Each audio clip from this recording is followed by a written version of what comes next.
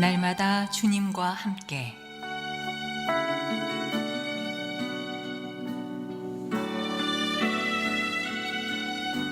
오늘 말씀에 강북-제1교회 황형택 목사입니다.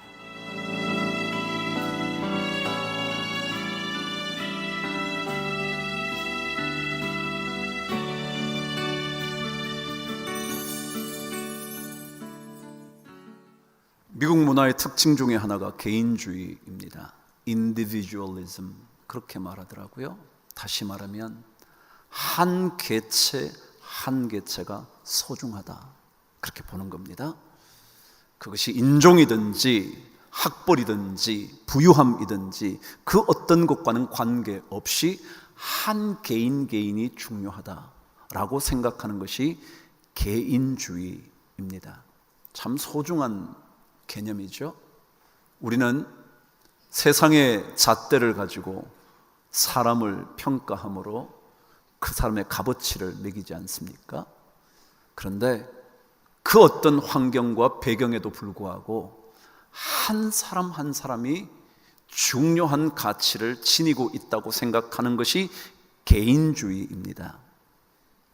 그런데 그 개인주의가 몰고 오게 된 부작용이 있었습니다. 그것은 바로 공동체의 와해라는 것입니다. 개인이 강조되다 보니까 공동체 의식이 사라지는 겁니다. 내 삶 속에 그 사람이 들어오지 못하게 하는 겁니다. 나도 또한 당신 삶 속에 들어가지 않을 테니 당신도 내 삶으로 들어오지 마시오. 심지어 부모이어도, 심지어 자식이어도, 심지어 부부간이라도 내 삶 속에 당신이 끼어드는 건 난 견딜 수가 없어. 그래서 자꾸 가정이 깨지는 겁니다. 작은 공동체 가정이 와해되는 겁니다. 왜냐하면 내 삶을 침투하는 것이 견딜 수 없기 때문에 그런 겁니다. 요즘 젊은이들이 더더욱이 결혼해도 자식을 낳지 않으려고 한대죠. 이유가 뭐냐 그랬더니 기르기가 힘든다는 거예요. 그렇죠. 교육시키려니 얼마나 부담이 되는지 몰라요? 근데 그것보다 더 중요한 이유는요, 자식들 때문에 자기 삶을 살지 못하겠다는 거예요. 자식 키우느라고 내 인생이 어디 있냐고 생각이 든다는 겁니다. 그래서 자기만의 인생을 살기 위하여 남들의 개입을 견디지 못하는 겁니다. 충고도 필요 없어요. 충고할 양이면 이렇게 말하는 거예요. 너나 잘하시오. 그죠? 그게 유명한 대사 아닙니까? 너나 잘하세요. 나에게 신경 쓰지 마시고 라고 말하는 시대, 개인주의 시대가 우리나라에도 찾아온 겁니다. 이제는 미국 문화의 특징이 아니라 한국의 문화까지 그렇게 소중히 다루었던 가정에 대한, 대가족에 대한, 부모를 섬기는 것에 대한 그런 모든 가치가 무너져 내린 이 한국 땅에 개인주의는 점점 더 커져가는 겁니다. 그런데 여러분, 믿음의 여행이라는 것은요, 하나님께서 내 삶 속에 개입하는 것을 허용하는 것이라 생각이 드는 겁니다.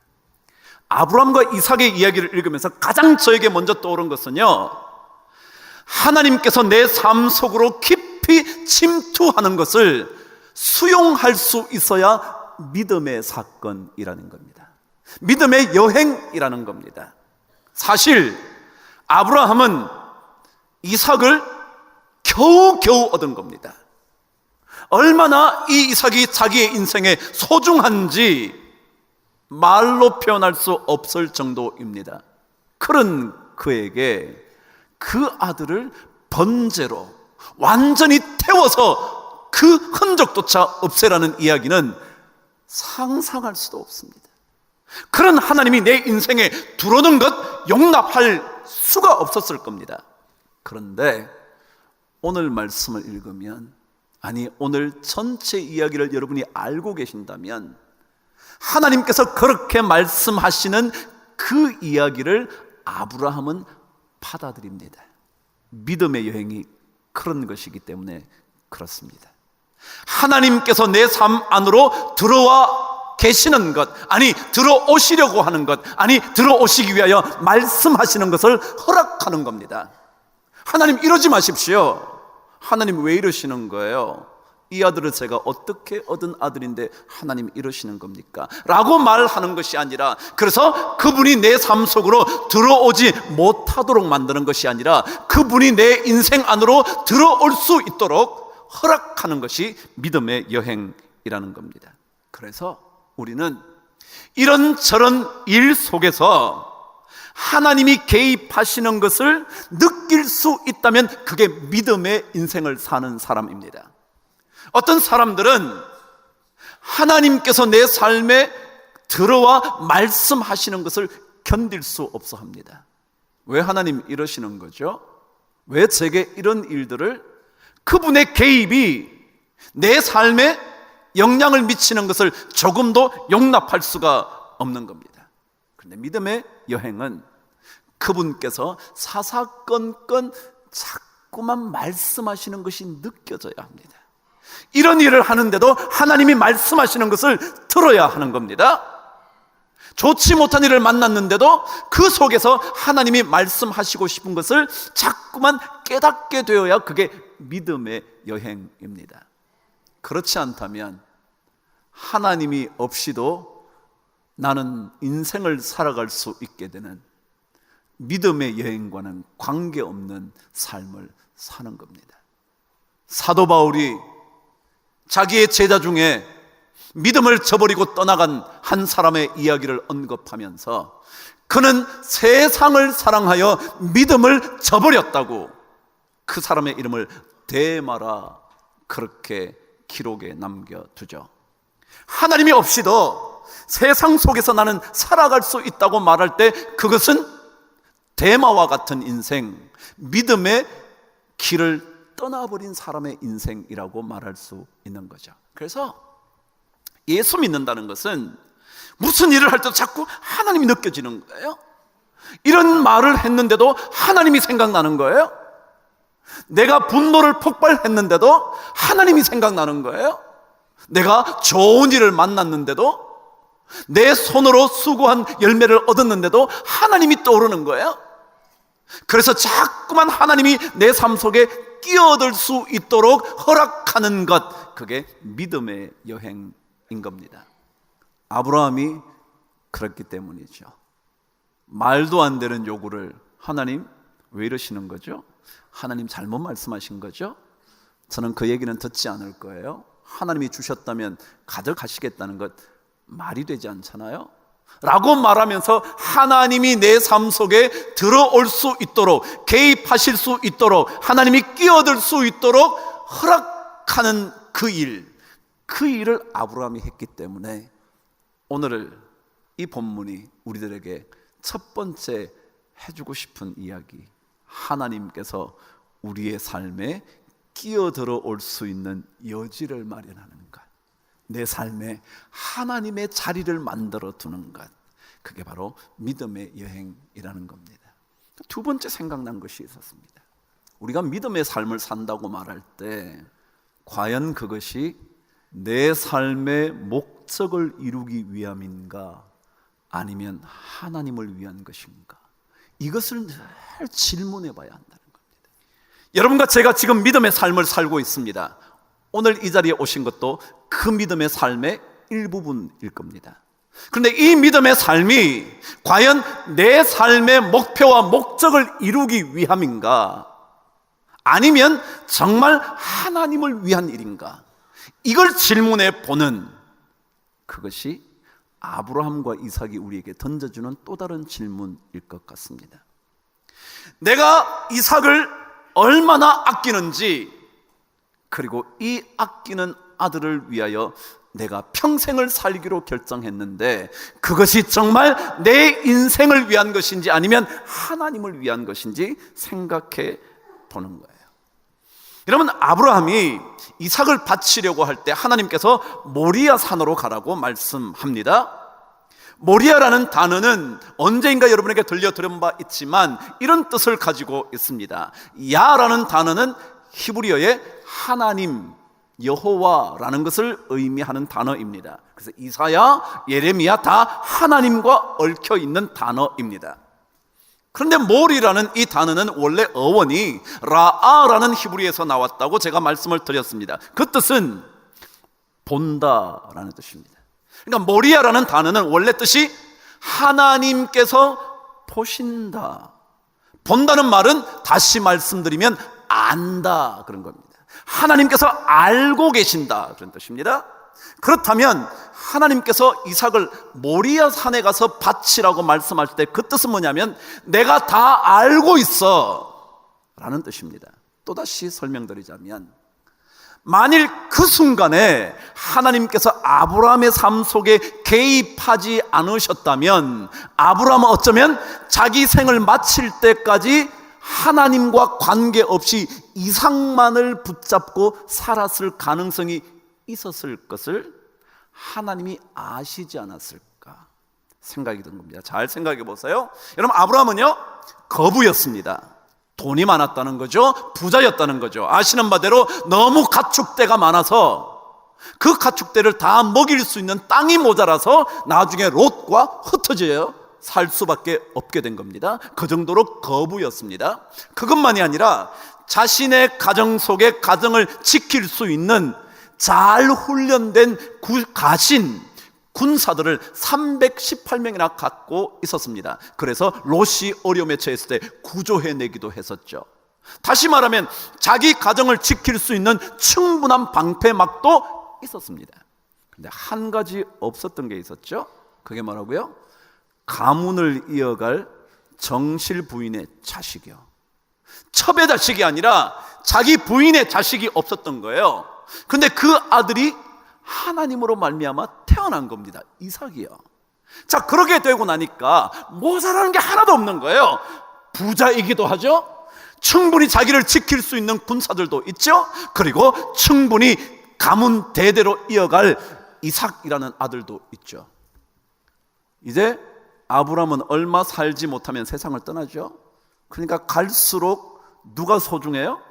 이삭이 소중한 거예요. 이삭이라는 아들이 중요한 거예요. 그래서 그 아들을 자꾸 바라보고 사는 겁니다. 그 아들을 바라봐요.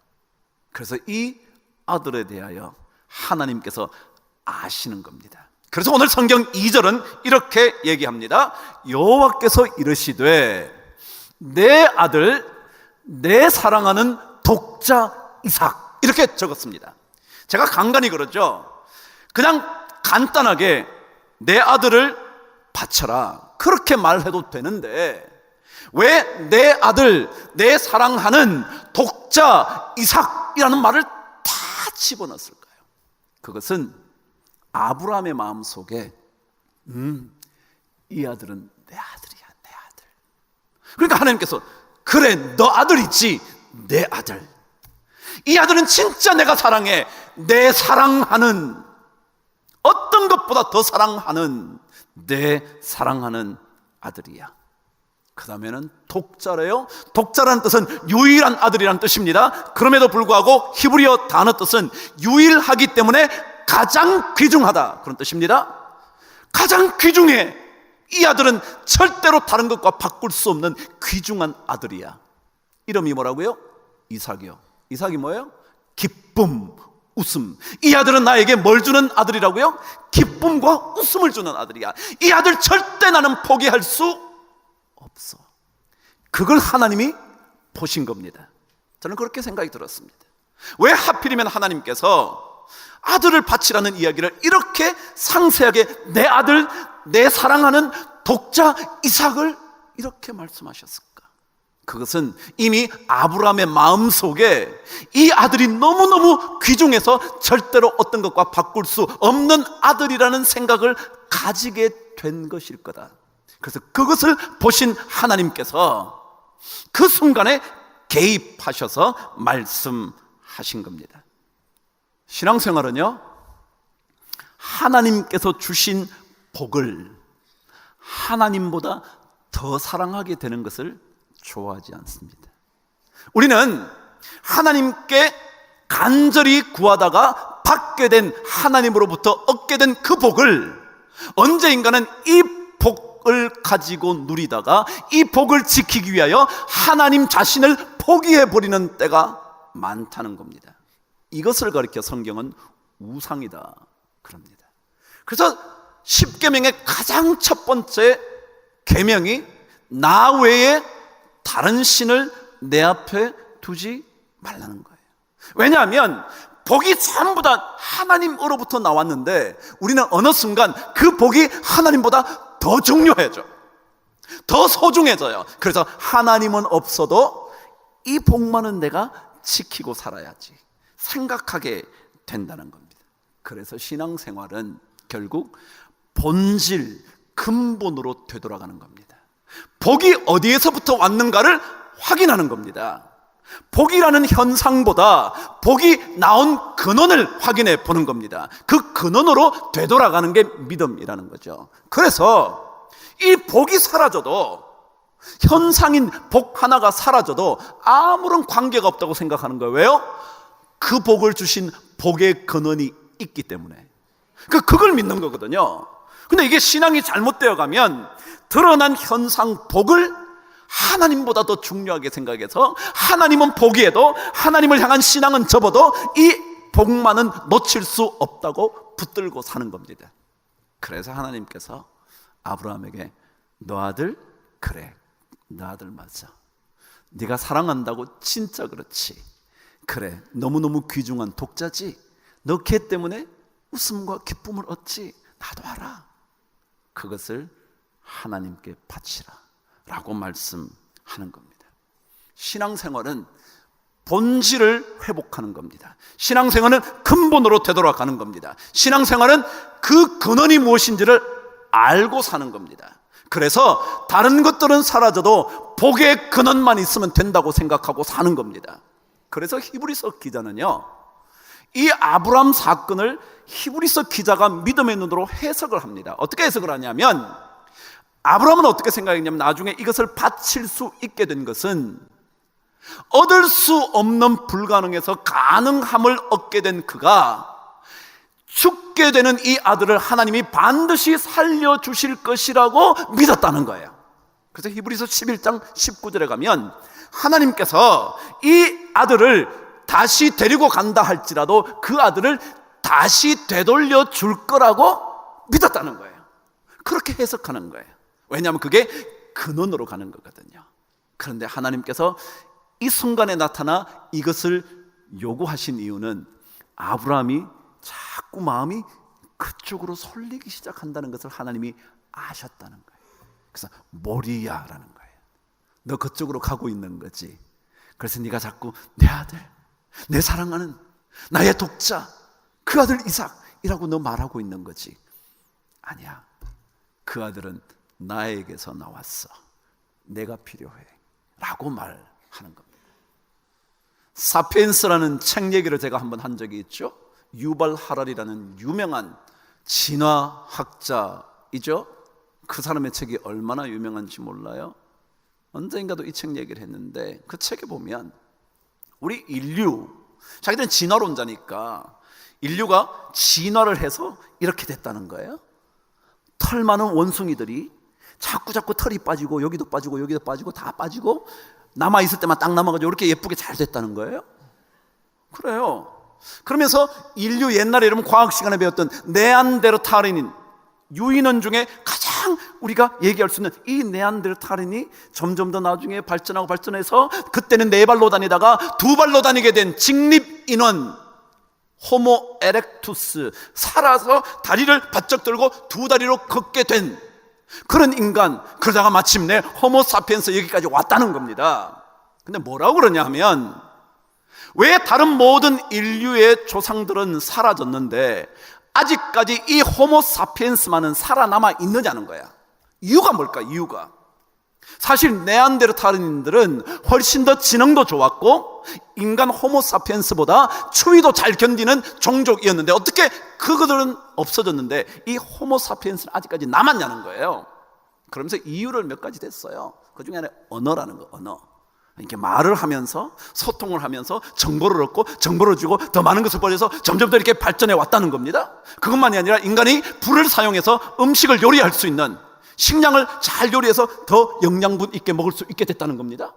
그런 이유를 얘기했지만 살아남은 가장 중요한 이유가 있대.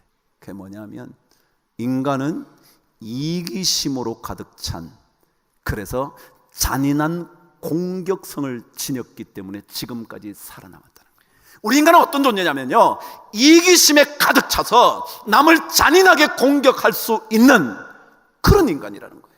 그런 인간. 신앙은 그렇지 않아요. 이기심이 아니라 하나님께서 내려놓으라고 말하면 내려놓을 수도 있는, 왜냐하면 그것을 주신 분이 전부 다 누구인 줄 알기 때문에요? 하나님인 줄 알기 때문에.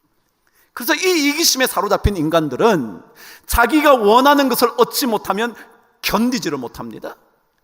얻어야겠다고 생각한 것을 얻지 못하면 분노하기 시작하다가 사회와 환경을 향하여 비난하며 큰 소리치기 시작을 합니다. 왜냐하면 그런 인간의 본성을 가지고 있어서.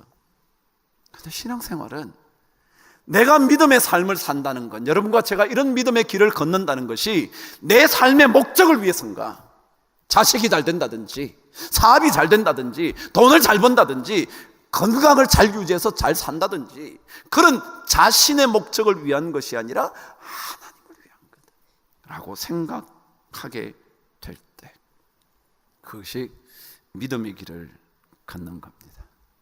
이삭에 대한 아브라함의 사랑이 점점 더 깊어지고 있는 것을 알게 되셨을 하나님이 아브라함에게 너가 사랑하는 그 소중한 아들을 한번 바쳐봐, 그러는 거예요. 그래서 신앙생활은 내게 가장 중요한 복이라고 생각하는 이삭을 바쳐보는 훈련이죠. 그리고 그 복을 바치면서 이 복이 다 하나님께로부터 나왔는데 하나님께서 또다시 복을 주실 수 있지 라고 생각해 보는 것, 그것이 믿음이라는 거예요. 우리 믿음의 여행이요, 어떤 거냐고요? 작은 일에도 하나님을 생각해 보는 겁니다. 그리고 내 목적이 아니라, 내가 가장 소중히 여기는 것이 아니라 하나님 그분을 생각하는 거예요. 우리는 하나님으로부터 받은 그 복을 하나님이 주인이 아니라 내가 주인이라고 생각하면서 그것이 나의 인생을 이끌어가는 또 다른 주인이 되어서 그것이 사라지지 않도록 하기 위하여 몸부림치고 사는 그런 인생, 그것이 아니라 하나님께서 주신 줄 알고 주신 자도 여호와시요 거두어 가시는 자도 여호와이시니 여호와의 이름이 찬송을 받을지로다. 근데 그런 걸 자꾸 익혀가는 게 이게 믿음의 여행이라는 거예요.